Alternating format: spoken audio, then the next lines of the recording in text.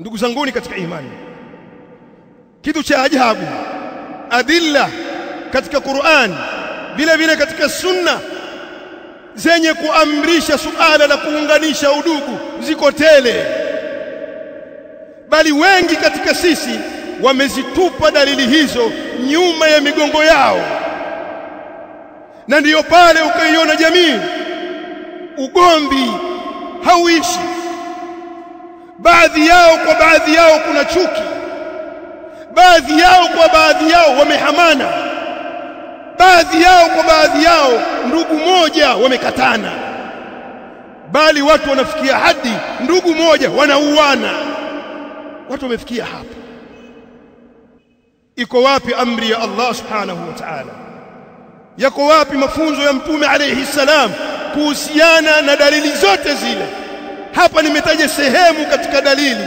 Ukiipekua Qur'ani utabaini kuwa suala hili lina dalili tele. Uko wapi wewe Muislamu na suala hili? Na wengine mko hapa.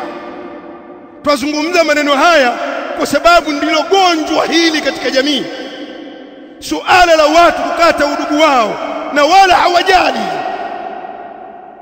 Ndugu zanguni, intabihu, zindukeni, hili ni jambo la hatari sana, ni jambo baya sana.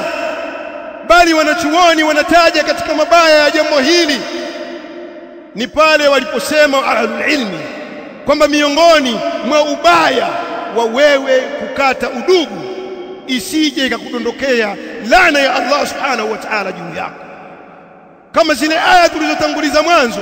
Allah subhanahu wa ta'ala aliposema hao ndio Allah subhanahu wa ta'ala anawalani wao. Angalia ndugu yangu katika imani, usije ukatolewa ukaweka mbali kutokana na rahma za Allah subhanahu wa ta'ala, bali angalia uzito wa jambo hili. Angalieni uzito wa jambo hili.